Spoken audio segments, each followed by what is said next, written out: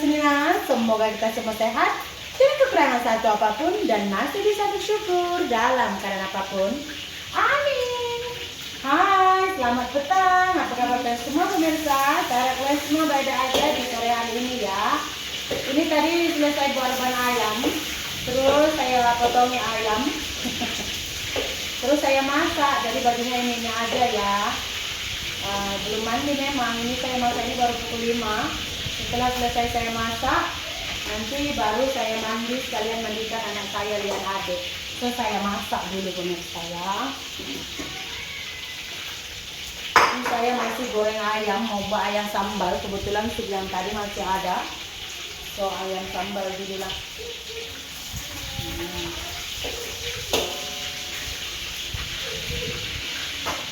Ini saya potong pun agak kecil-kecil ya pemirsa.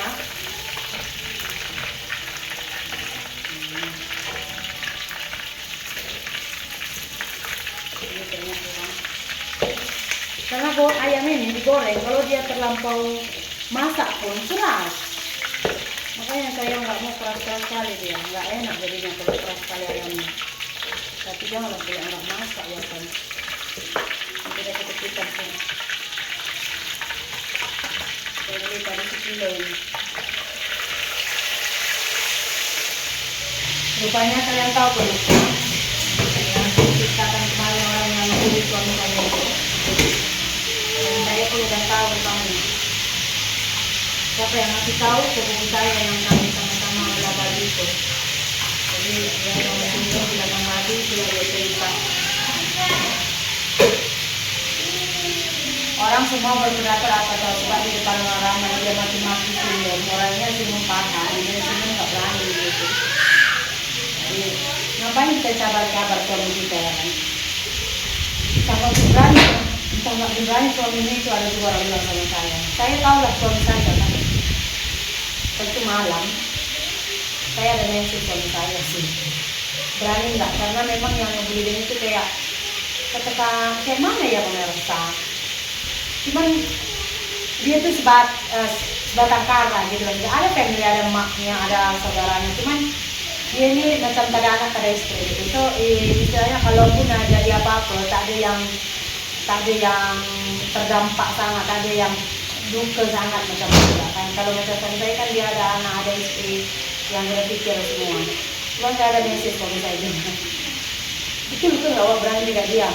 Saya kalau tanya dia, suami saya itu panas sama orang tua, dia bilang berani sama dia. Apa berani kayak gitu? Dia berani juga mana ada awak berani? Dia tension katanya. Jadi saya message. Begitulah message. Saya message begini reply suami saya pemirsa.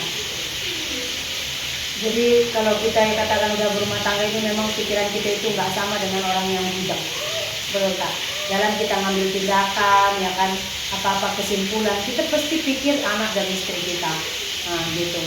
Makanya saya nggak heran sih kadang-kadang ada makian atau ada bulian dari orang lain. Kadang-kadang orang itu sebenarnya bukan takut, tapi orang itu dia mikir jauh ke depan. Kalau misalkan saya buat macam ini, nanti jadi macam ini, nanti anak saya, istri saya macam mana. Itulah artinya kedewasaan. Dalam mengambil keputusan apa-apa, banyak yang kita perlu pikirkan. Kalau ikutkan ego, boleh. Jadi saya rasa suami saya datang, ya kan, waduh terus capcur ya kan. Suami saya jauh pikirlah. First, dia bukan orang sini, itu dia pikir pemirsa. Kalau misalkan terjadi pertengkaran atau bagaimana, ya memang saya pernah menjual suami saya. Tapi kalau misalkan family bilang, mereka nanti bilang, yang suami saya ini di sini buat kesuruhan atau bagaimana, ya tetap aja ya kan, suami saya nanti dipersulit untuk perpanjang kisahnya, perpanjang kisahnya untuk tinggal di sini. Rupanya itulah semua dipikirkannya. Makanya kalau benar juga tahu sepupu saya, suami saya nggak ada ambil tindakan apa-apa.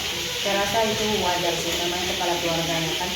Kalau saya bujang pagi-pagi dia cakap, kalau saya bujang dia ingat cukup sempat kan dia macam ini. Saya tahu saja dia mati, saya terus cari dia, tapi saya ada anak, ada itu lagi pun saya warga asing. Banyak yang pernah saya pikirkan gitu. Makanya saya bilang udahlah, sibukkan aja diri. Saya bilang peladang, pancing, kalau pancing nggak usah selalu ke kedai ya, saya bilang. Karena pertengkaran itu awalnya di kedai. Ngapain juga di kedai dari pukul 7 sampai pukul 11 saya bilang. Kami baru sama anak istri di rumah saya. Ya lah, saya pun juga kurang komputer dan memang macam itu, kelas macam itu juga banyak lah. Awal sembang-sembang nama pun dah. Kalau semua manusia ya lah. Masalahnya kita semua bukan tahu. Kalau yang tadi dia tension tahu dengan masalahnya. Nggak tahu dia kemana lemparkan, namanya di tempat lain sama orang lain, kita kan nggak tahu. Makanya saya bilang kepada teman saya, kadang kita mau hidup tenang, hidup elo-elo, tapi masalah itu sendiri yang datang. Kita tak cari, dia yang datang. Nah, mau bagaimana? Tak boleh elak, menurut Pak. Cuma saya bilang sama suami saya, kalau ada yang macam merendahkan kali sampai menghina kali, saya bilang ambil tindakan. Awak laki, awak ada harga diri, saya bilang jangan takut, saya bilang saya gitu benar Pak. Biar nanti dia tuh kalau bicara orang apa-apain nggak takut bertindak. Namanya laki-laki sadar harga diri, bukan saya mendukung saya bergaduh, enggak. Harga diri itu penting, apalagi kita ada anak perempuan. Nanti orang tuh semakin berani semena-mena.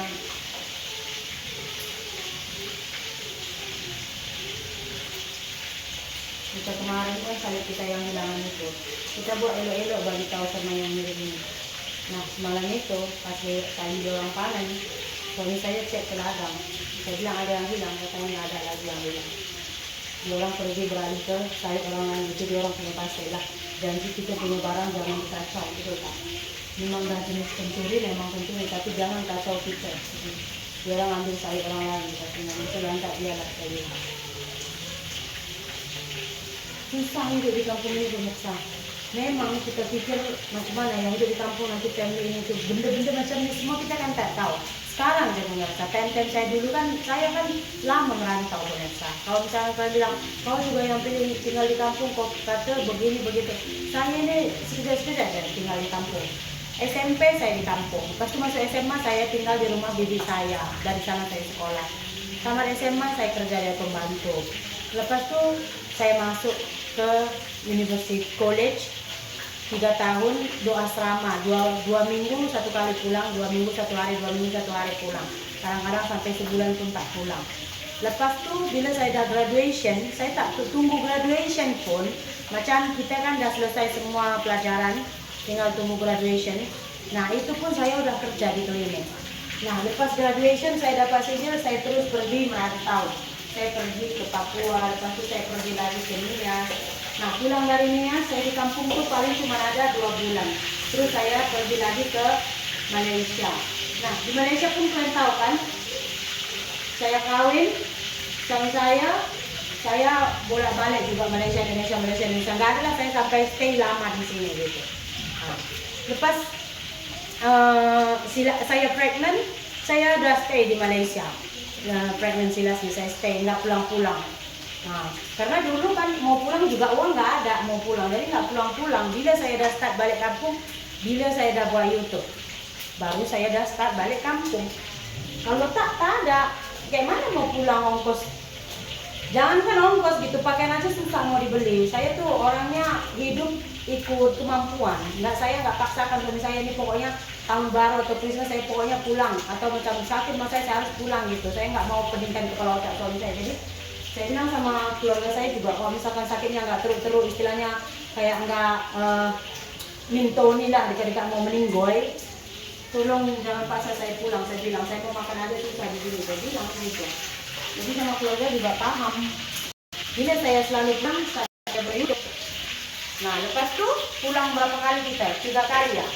Lepas itu baru kita stay di sini. So benar-benar agak mengejut. Kenapa? Karena yang dulunya saya tinggalkan itu macam budak-budak, yang membesar semua. Ada satu dulu tuh darah-darahnya tak ada di sini. Sekarang dah menjamur. Makanya kemarin ada yang mau letak judi di kedai sepupu saya ini, judi mesin, tablet mesin.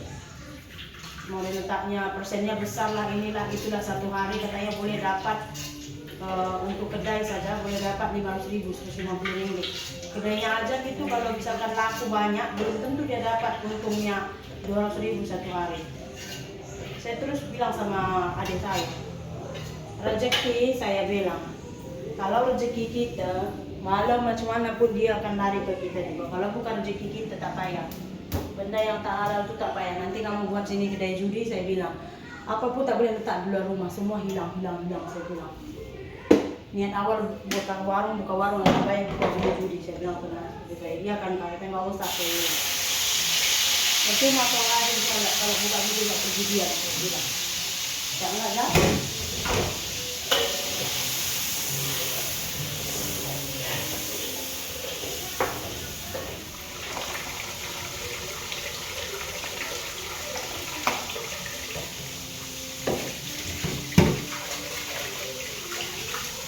Kayaknya udah pecah minyak, tapi saya mau masak betul-betul biar tahu sampai bisa pagi.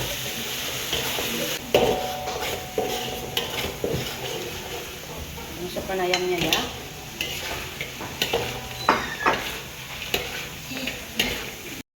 Hey pemirsa, itulah dia video kita sore ini. Terima kasih banyak, kita jumpa lagi di video berikutnya. Bye.